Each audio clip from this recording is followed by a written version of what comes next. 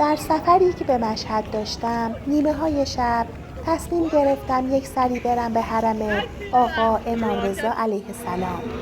اگر تو هم دوست داری حال و هوای حرم رو در نیمه شب ببینی و با من زیارت کنی، پس تا آخر ویدیو همراه هم باش.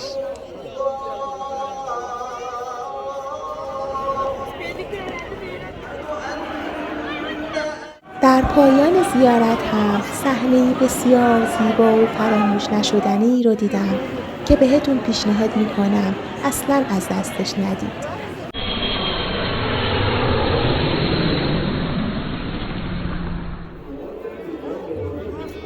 در ورودی حرم آقا امام رضا خادمین با دود اسفند و کندر از زائرین استقبال میکنند.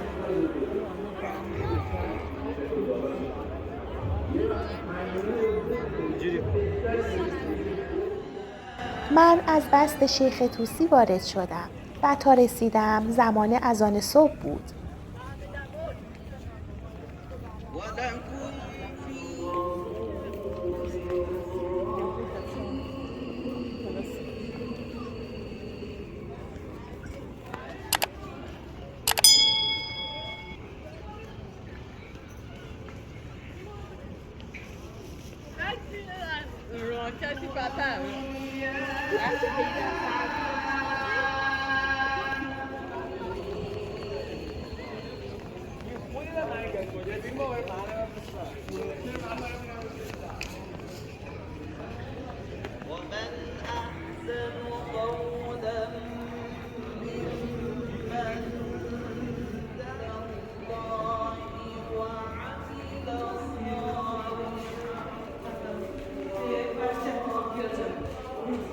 از بست شیخ طوسی وارد صحن انقلاب اسلامی شدم.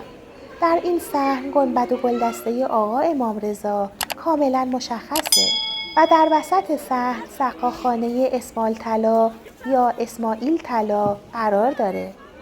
این سقاخانه جزو قدیمی ترین و معروف ترین سقاخانه های ایران هست که در روبروی پنجره فولاد قرار داره. سنگ بنای این سقاخانه رو نادرشاه افشار برای سیراب کردن زائران گذاشت و چند سال بعد یکی از سرداران فتحعلی شاه به اسم اسماعیل خان جان شاه رو از مرگ نجات میده و در مقابل مقدار زیادی طلا از فتحعلی شاه دریافت میکنه که با اون طلاها این سقاخانه رو با روکش طلا میسازه و از اون به بعد این سقاخانه اسماعیل طلا نام میگیره. از قدیم الایام مردم آب این سقاخانه رو با گفتن بسم الله و به نیت تبرک و شفا می نوشیدند. بسم الله الرحمن الرحیم.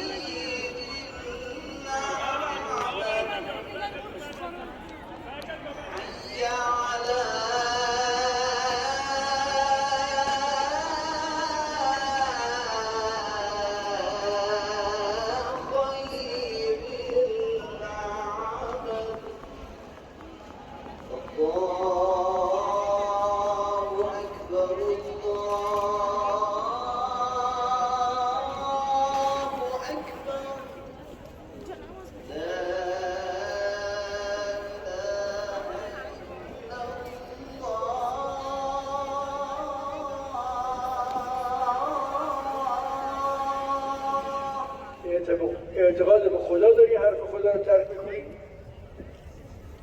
آیات کریمه قرآن برنامه خداست برای انسان.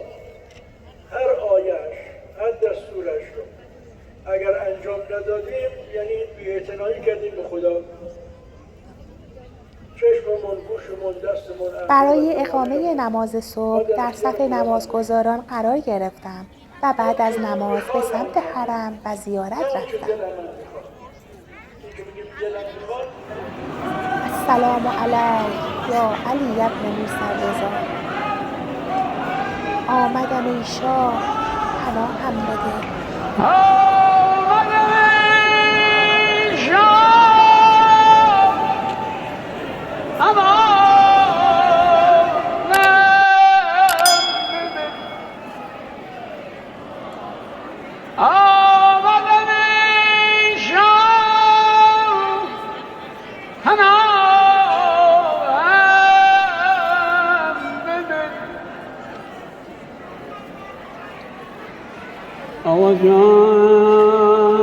آمدم ای شاه پناهم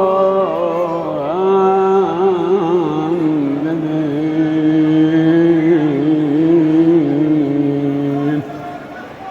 خدمانی ز گناهم بده.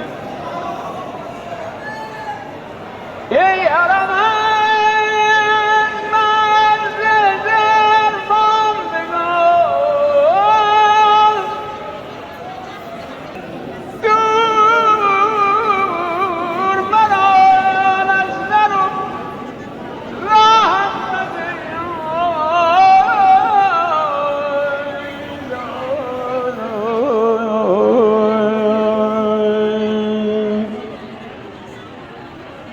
لایق وصل تو که من نیستم،